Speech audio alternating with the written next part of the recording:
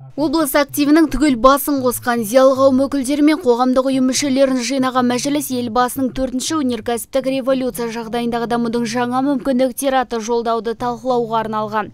Күн тәртібінде мемлекет басшысы бекіткен тапсырманы орындау, қарар шығару, насихаттау мәселелері тұрды. Облыс әкімі Жансейіт Түймебаев жолдау туындатқан міндеттерге кеңінен тоқталды. Бірінші міндет. Облысымыз Қазақстанның индустрияландыру және технологияларын енгізу үрдісіне белсене қатысып, өңір азаматтарының жаһандық бәсекеге қабілеттілігін арттыру қажет. Қазақстанның үдемелі индустриалдық инновациялық дамуының бірінші кезеңі 2010-2014 жылдарды қамтиды. Өңір басшысының сөзінен соң мінберге облыстық мәслихат депутаты Нұр Отан партиясы қалалық филиалының төрағасы Өмірзақ Мелдеханов көтерілді. Түйткілді мәселелердің түйінін тарқатқан да сол. Елбасы атап көрсеткен басым бағыттар жөнінде ой қозғап, жемқорлық жайын сөз етті. Айтуынша, жемқорлыққа жол жоқ деп атой салып ұрандап, плакат көтергеннен жең ұшына жалғасқан дерт жойылып кетпейді. Депутат білім саласындағы олқылықтарды да тізіп шықты. Елбасымыз саналы ұрпақ, сапалы маман, елдің ертеңі болатын жастарды, азаматтарды тәрбиелеу керегін әр жолдауында айтып келеді.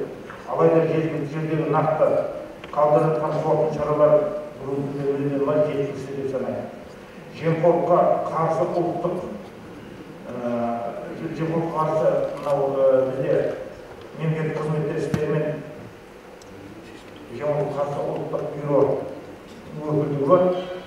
Енді бұл департаментте жалпы сыбайлас жемқорлыққа жұмыстар жүргізіп жатыр, бірақ менің жаңағы 100 шақты жастарды басын қосып, сендер сыбайлас жемқорлыққа жол жоқ деп айғайлаңдар дегеннен, плакат көтергеннен сыбайлас жемқорлыққа кетпейді.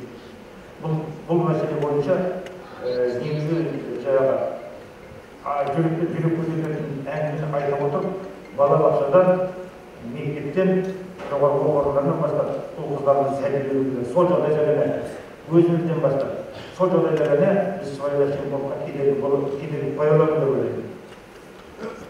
Жиында Қазақстан Республикасы мемлекеттік қызмет істері және сыбайлас жемқорлыққа қарсы іс-қимыл агенттігінің оңтүстік Қазақстан облысы бойынша департамент басшысы Али Көмекбаев, оңтүстік Қазақстан облысының құрметті азаматы Розақұл Қалмұратов, Мақтаарал ауданының құрметті азаматы Тойым Жүнісов сынды азаматтар сөз алып, жолдауды қолдайтынын жеткізді. Адами капитал дегеніміз ол жалпақ тілмен айтқанда әр нысанның адами сапасы, яғни оның заманауи бәсекелестік деңгейінің жан-жақты жоғары талғампаз ақылды болуы.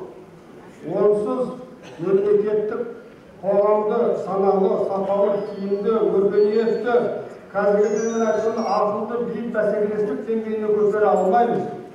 Олар болған жағдайда алдымызда тұрған 30 дамыған елдің қатарына кіру деген асқақ мақсаттың тағдыры болмақ. Мәжіліс елбасы Нұрсұлтан Назарбаевтың жолдауын өңірімізде жүзеге асыру жөнінде арнайы қарар жобасы ұсынылды. Қарар мәтінін жазушы Мархабат Байғұт таныстырып, бірауыздан көпшілік тарапынан қабылданды.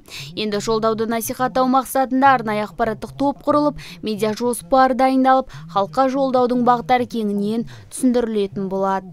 Лаура Сарман, Дилшат Адашев, Нарньюс.